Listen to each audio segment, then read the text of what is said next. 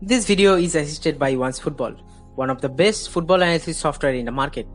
Now you will be able to use the software at a cheaper rate by using our link. The link is in the description box below. It's a horrendous start for Manchester United this season, already conceding 11 goals in first 3 matches.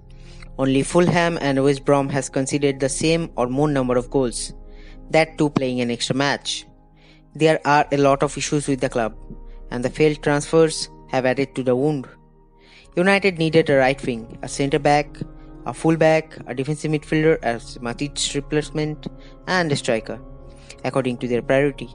But only a full back in Telles and Last Day Cavani were completed. Missing out on Sancho was a sore. However, the new talents look quite promising. Still, it will be best to let Greenwood flourish rather than waiting for his chances up front as a number 9, because he has shown great potential playing as a wide forward. However, the most prominent issue for United is at the back, especially the centre backs. They have a range of options, yet an addition is still necessary. Maguire did add to their depth, but it came at a steep cost, which in turn pushed the accounting teams bring up calculators to find his partner in this window. Lindelof has dropped form in the post-Maguire time. Eric Bailly is a potent defender, but is heavily injury prone. Over that, the structure is not quite favourable for the academy graduate like Mengi to be promoted too, which most likely could be the way out. United this season is starting in a 4-2-3-1, where a fullback when advancing, the other side is dropping to form a 3-man defence, assisted by a cover of Matic and Pogba. Pogba is the central distributor, often launching passes wide to Greenwood or Rashford. Matic is the good reader of the game, but the lack of pace called out for a recruitment like Partey and made it evident as to the gaps in the midfield for the opponents to exploit. Second issue with the back is imbalance moving forward.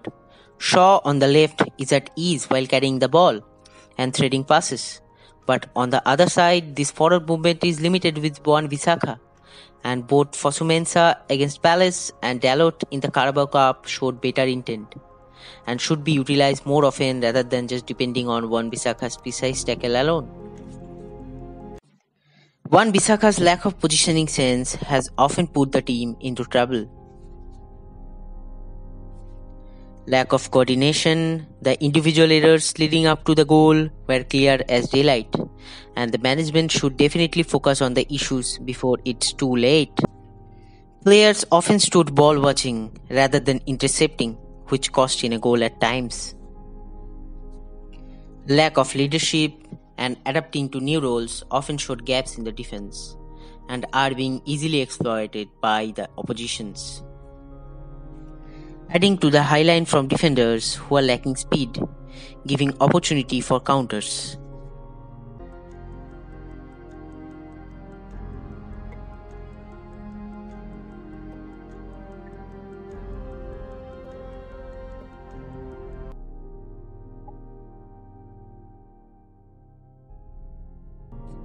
United can explore a 5-man defense line by dropping a forward, which is highly unlikely, but with more potent deliveries from the wingbacks can compensate the attack.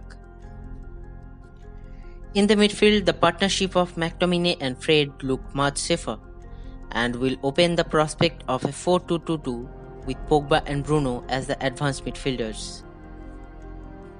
This United squad still has good potential, but management too needs to help them fix the basics. And until there are recruitments, they should take a more direct formation that accommodates all the players. Sadly, there are hardly options to show versatility at the moment due to the lack of proper recruitments. Scapegoating managers does very little, and as per the rumors, adding Pochettino will add up to the mess.